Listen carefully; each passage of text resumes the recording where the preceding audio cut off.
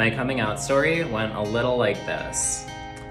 I'm not sure if I ever had that like moment of coming out, and I'm not sure when that part really happened. Like, this whole time is honestly like such a whirlwind to me. It was so wild that like, I'm not sure if I can pinpoint that moment. So I guess that this entire story makes it up.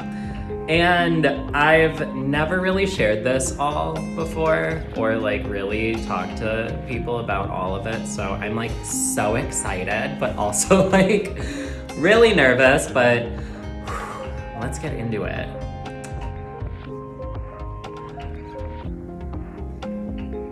I was very feminine as a little boy. The way that I talked was different than most boys. The way that I acted was different. When I was at recess, I would always hang out with my girls because I got butterflies around boys. I wasn't interested in any sports or playing with any action figures. I was much more interested in playing with the box of Barbies that me and my mom kept hidden from my dad in our basement. And when my parents would try to set me up on play dates with like boys playing sports, I would always be, sneaking into their house to go and like play with their sister's dolls. That's where I was drawn to. For as long as I can remember, I was showing signs that I was queer. One of my first memories that I have as a kid was getting ready with my mom at her vanity in the morning. And I would sit there with her, and I was just so captivated by how she beautified herself in the morning. And I was so fascinated by it. I remember I finally convinced her one day to let me try on her lipstick and play in her makeup, and it was just such a beautiful moment. Like, I cherished that memory so much. As I started to go through elementary school, the kids started to take note that I was different. I remember the first time that a kid in my class called me gay, and I was like, what does that even mean? Like, I didn't even know the word, and so I had to look it up. And that was the first time that I was like, oh, yeah. But I couldn't admit it because I could tell by the way that the kids were saying it to me that it wasn't something that they thought was a good thing. As a queer person, you learn to put on masks of different personas, different things to appease people when you know that they aren't going to accept you. And the more that I was bullied in elementary school for the way that I talked and the way that I acted, I knew that in order to protect myself, I had to present a different version of myself to the world. So even as I went through middle school, as kids would call me gay, I would always deny it. I had a few girlfriends because I was trying to basically like have a cover up, I was like, okay, well, if I have a girlfriend, then people can't make fun of me and say that I'm gay. But on the inside, I knew that I wasn't being true to myself and I was lying to myself. It was just something that I almost had to do to survive. I remember when I was in 6th grade, I talked to my parents to let them know that I wasn't like a lot of the other boys, that they wanted, they thought that girls were cute and they wanted to play with boys. Like, I basically told my parents that I got butterflies when I was around boys and that I liked them. My mom has always been so cool and so supportive of me, but my dad is on the completely other end of that spectrum. He is very conservative and had this idea of me being like a Harvard graduate football player, like with a white picket fence family. And I mean, you're not getting that with me.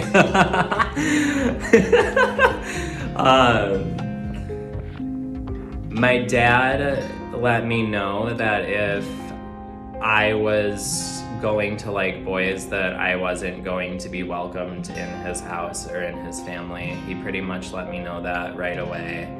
I remember shortly after I told him this.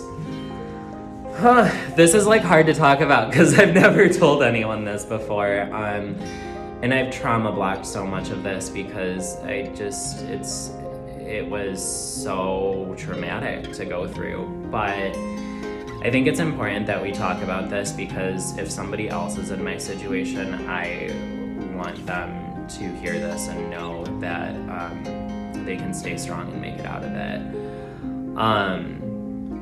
When I was in 6th grade, I remember my dad taking me to see these doctors and these therapists, and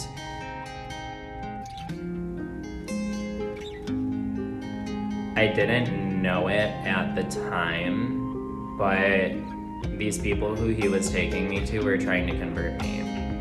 I would sit in a room and have these people. Basically, I got told that if I was going to like boys, that I would never be happy in life, that I would always be depressed, and that they've never met anyone who was happy living their life in that way. I was told that being gay was a construct from humans and that it's not found in any species and that it's unnatural. It was such a crazy experience. I had to like confess any feelings that I'd ever had about boys, like they pried for like all of these things. And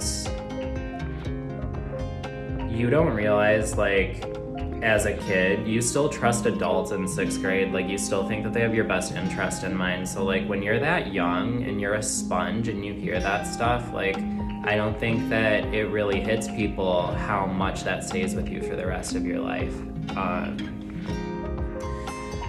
I remember I'd literally sit up and pray at night crying, like asking God to take the gay out of me, like asking him to fix me. I just felt so out of place in my own skin.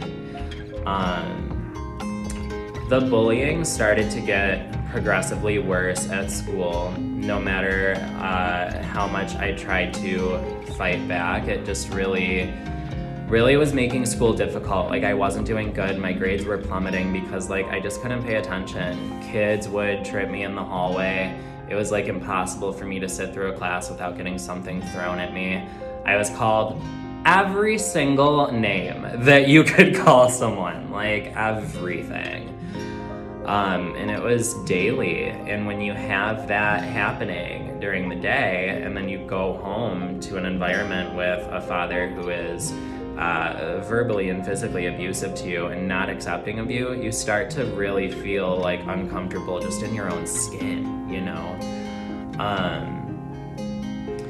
The rock bottom came when, okay, I think it's important to talk about this part because this was a moment in my coming out and in stepping into who I was, and I think it's important to share this because I hope that by sharing my story, I can help other people out. The bullying got so bad to the point where I remember there was one day, all of these kids were telling me that, like, it would just be better if I left, and they were telling me to end my life. They were, like, calling me every single derogatory term for a gay person that you can think of, and they kept telling me to kill myself, and I one day was just like, all right, this is too much. So I took the day off of school. I called in sick. I had every intention of ending it that day. I started to believe that those kids were right. Someone tipped off a teacher at the school, and the school called my parents, and they got to me before I was able to do anything that was irreversible.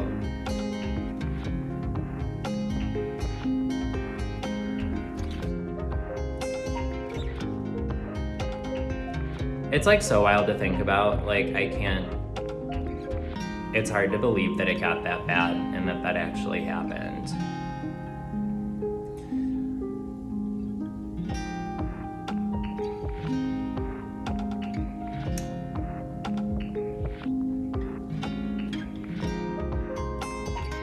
Something that I believe is that the beauty in losing everything is that at that point there's nothing that anyone can take from you.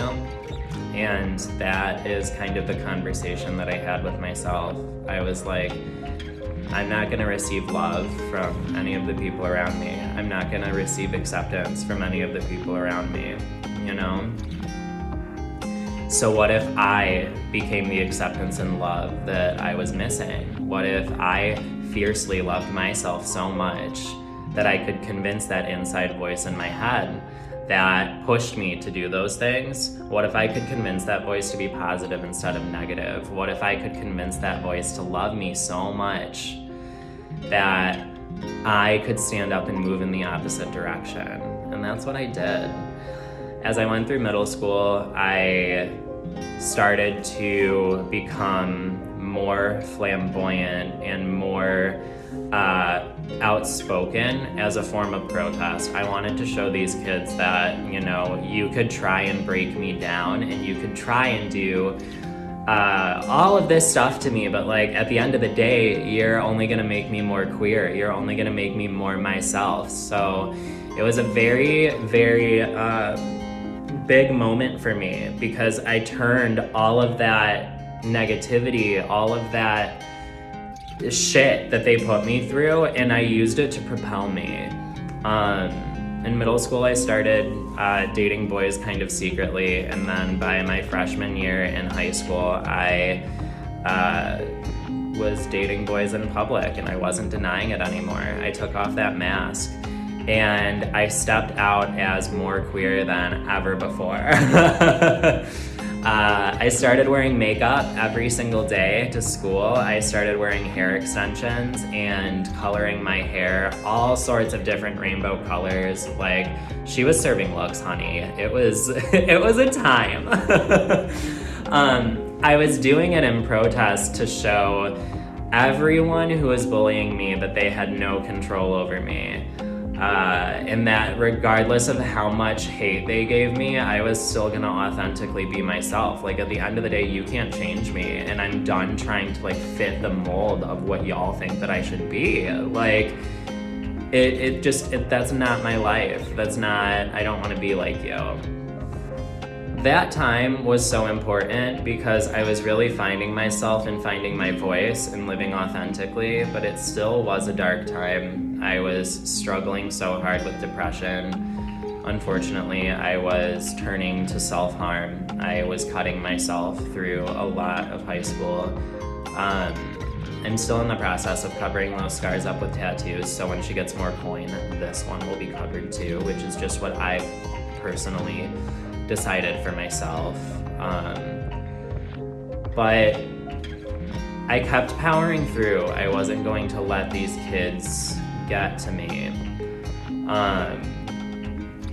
My mom, who is so awesome and amazing, after I did come out, divorced my dad, and we got him out of the picture, and both of us got out of that environment, and I'm so grateful that she did, so that we didn't have to live in that environment anymore. She is my hero. She is so wonderful, and I'm so grateful that she had the strength to get us out of there. Even today, I haven't talked to my dad for we're coming up on 10 years now. And I have so much love in my heart because I know that at the end of the day, you can't spend your time explaining yourself to people who are committed to misunderstanding you. And I can't sit here and wish for someone to accept me who isn't going to accept me in this lifetime, and that's okay. It doesn't have to be a sad thing. You know, you get to choose your family. You get to choose the people who love you and that you give love to. And there's so many people out there that will accept me for who I am, and that's who I want to spend my time with. So there's no point in getting sad or like, you know, being discouraged or anything like that. You know, it's okay. You can still move forward, and you can do it in a way that's only going to benefit you positively, you know? When you are going through so much, sometimes you find artistic outlets as a means of coping with what's going on in real life. I picked up a color brush for the first time in middle school to color my own hair, and I felt so at home. I was so excited by it. I started coloring my friend's hair in my mom's basement, and I ruined so many of her towels. I'm sorry, Mom. But I just had this natural affinity for hair. Like, whenever I would color hair on myself or for my friends, it was an escape from the outside world, and I just felt so at home. And hair color for me totally became my artistic outlet. I started coloring and cutting my own hair. I was creating different colors on my friends. Now that I look back at it, I have no idea what I was doing, but it was cool and I was having fun. I knew almost immediately that this was gonna be what I did for the rest of my life. As I was in high school, I started connecting with other hairstylists it was MySpace back in the day. And I would connect with them, and what I loved so much is that they would make other people feel beautiful as they are. Like, you would sit in their chair and they would make you feel gorgeous and stunning and feel so good about yourself, but they do it with you as you are to make you feel comfortable. And I was so inspired by the safe space that they were creating. And I was so inspired by how they were able to live so authentically and be themselves. It was something that really held me and kept me going as I was facing so much adversity in my everyday life. In high school, kids started touring colleges. I was touring cosmetology schools. I wanted to find the school that was best for me. I knew that this was exactly what I was going to dive into, and I spent a lot of time researching them. As soon as I graduated high school, I got out of Livonia. Like, I was like, girl, peace out. We are leaving this place. And I started going to cosmetology school at Douglas J in Royal Oak. I remember the first day of cosmetology school just taking like the biggest deep breath and just like a sigh of relief, honey. Like, I was like, okay, I have found my people, I have found my tribe. Better days are ahead, my sweet love. Like, it was so amazing. I was being celebrated by my peers for things that had always made me different and gotten me outcasted before. Suddenly I was around people who like loved my femininity and loved, you know, the things that made me different, and we embraced all of those things from within each other. It was just such a beautiful energy and such a change, honey. Such a change from where we were. I knew that I had found my tribe, and it was the most beautiful feeling. Like, I remember just being like, it does get better. It actually does get better. Like, it's real, you know? And that's when everything started to turn around for me. I suddenly felt like just so happy, so content with myself, and just so in love with my own skin.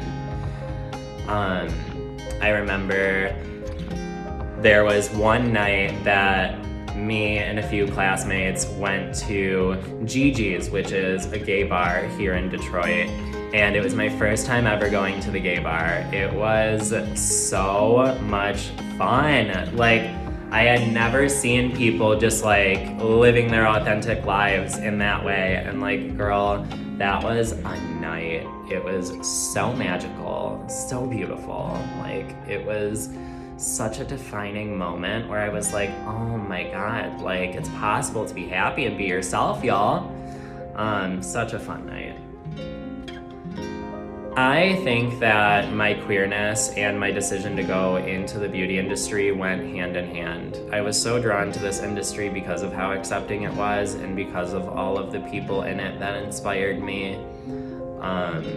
This industry in a lot of ways saved my life because it was a reason for me to keep going when I didn't think that I could on my own, and it was something for me to look forward to. It was a safe haven for sure. As soon as I graduated cosmetology school, I landed a job at one of the best salons at the time in the area, and I immediately dove straight in. I remember feeling so good with being in the industry, and just, it was such a magical time to finally be getting into it. Fast forward to today, and I know that my childhood was traumatic, but now I just have so much gratitude for what happened, because I don't think that I would have the drive that I have today, and I don't think that I would have gotten to where I am today if it wasn't for everything that happened, because that's what made me the strong person that I am, and that's what set me up to get to where I'm at. So I look back on my life and there's no sadness, there's no harsh feelings, there's no resentment. I've moved on and unpacked all of that, and I've found this space of gratitude, because without all of the darkness, I wouldn't have had all of the light that followed. And girl, there was so much light that followed. There was so much light. Like, I get it now. I get why all of that happened, you know? Fast forward to today, and I am celebrated for absolutely everything that people told me that I was wrong for and different for and not good enough because of. The things that I used to get bullied for are now the things that propel me in my industry, which is so cool. It's definitely the glow up. Fast forward to today, and I found my spot in the human experience. I found my place in this life. I can honestly say that I feel free and I feel so content. I am a business owner. I'm an entrepreneur of a business that is projected to bring in 6 figures in its first year of business. I am a national artist for the #1 professional hair color company worldwide. I have traveled the country teaching in some of the most beautiful salons that you will ever see. I get to help design technique guides. I get to help design education. I get to work on campaigns. I've had my imagery featured in over 30 countries, and I'm just so grateful that I followed what made sense to me, and I followed what my passion was, because if you follow your passion, I mean, the world is literally limitless for you. You are the pen holder to your story, and you can write a new chapter at any time. You are the one who is in control of that.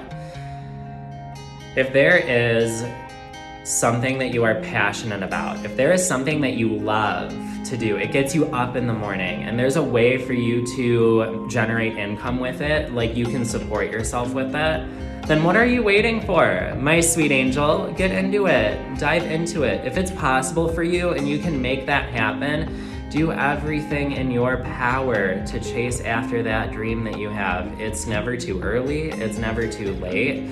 Get into it. Like, let's get real. Right now, more than ever, the world needs your light. The world needs your light. So get out there and start shining, baby. If there is a path that you want to take, if there is something that you love and you've been holding off on doing it, waiting for a sign, I feel like this is your sign. At least for me. I know that I've found so much happiness through pursuing what I love and pursuing my passion. And even today, I get to wake up every day just so content with my life and so ready to create. It's such a magical feeling that this industry has brought to me, and I'm so grateful to be a part of it. Not only has the industry allowed me to live authentically as myself, but it's allowed me to create a space for others to feel encouraged to live authentically as themselves as well. I work out of my own private studio, and probably what I'm the most proud of in this lifetime is creating a space where people feel comfortable as they are, where I can help them to feel amazing in their own skin with their own look that is tailor-made to who they are as a person. Like I'm talking about regardless of sexuality, regardless of gender. I am so proud that I've created a space where people feel comfortable. I have had clients come out to me in my chair. Sometimes I'm the first person that they've ever trusted with that information, which is just so special to me. It's so special. I hold such a place in my heart for it. I have been able to help clients who are transitioning with their hair as they go through their journey, and it's what I'm the most proud of, is to serve other people in my community and give them a space of love and give them a space of safety. It is so magical what we get to do as hairdressers, because it's so much more than beauty. It goes so much more deeper than that. And I mean, we are one of the only industries left that gets to have real human connection and interaction, and that's a powerful thing.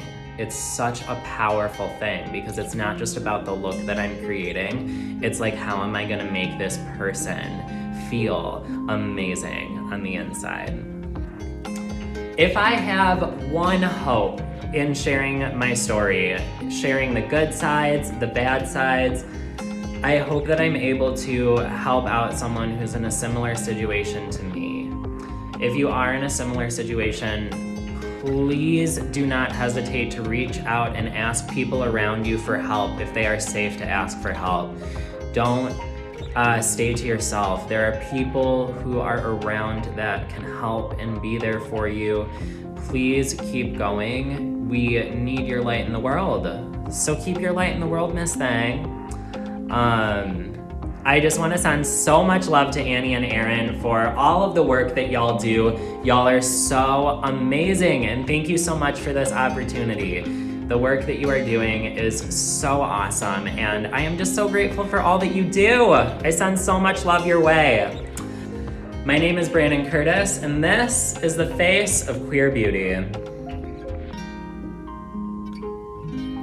I found out firsthand just how detrimental it can be to queer youth to sit in a room with adults who are trying to convert them. The Born Perfect organization is committed to erasing conversion therapy once and for all by passing legislation in states where conversion therapy is still legal. It is their goal to create a world where every child knows that they are born perfect.